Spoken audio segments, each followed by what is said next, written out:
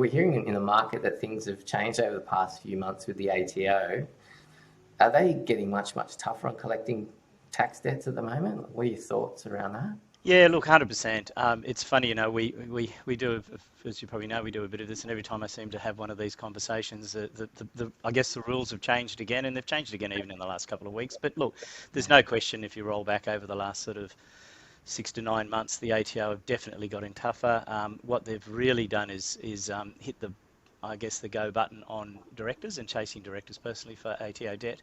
What we're seeing, particularly in the last few weeks, is that they've now supplemented that with they've restarted winding up application against businesses. We were seeing garnishee notices. So it's really that full range of collection activity that we were familiar with pre-COVID, but there's certainly it's at a much higher level than it was pre-COVID, and there's obvious reasons for that. Prior to COVID, the ATO uncontested or undisputed debt was around 23 billion.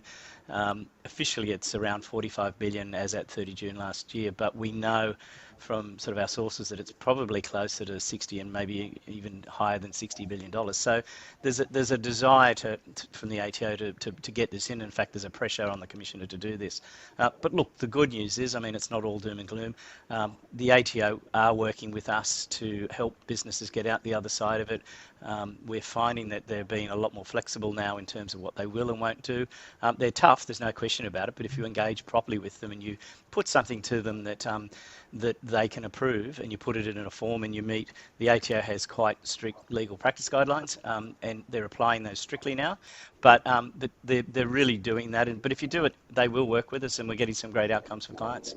So so look, interesting times. And I guess leads on to probably the thing I'd be interested from your perspective, Paul, being from that sort of finance side of things, is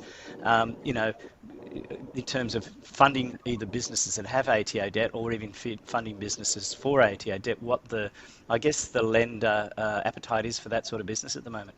It's something that's sort of coming across our desk a lot at the moment. As you've said, the ATO activity ramping up.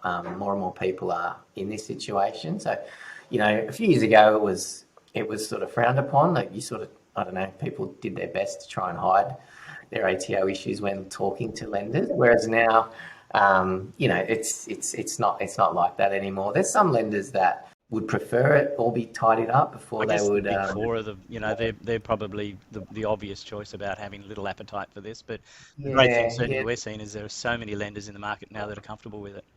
Yeah.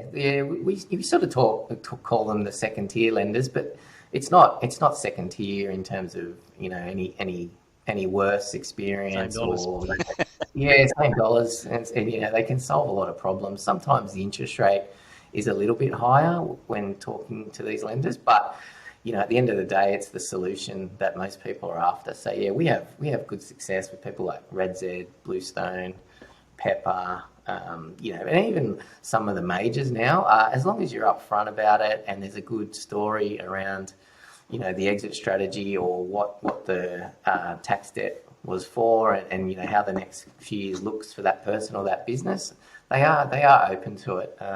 It's just about building the story and making sure you sort of take the bank along with the journey. But it's definitely not. If people do have tax debt and they would prefer to borrow the money to pay it out, or they have to borrow the money, it's certainly something that we do quite a lot of, and there's a lot of options out there for people.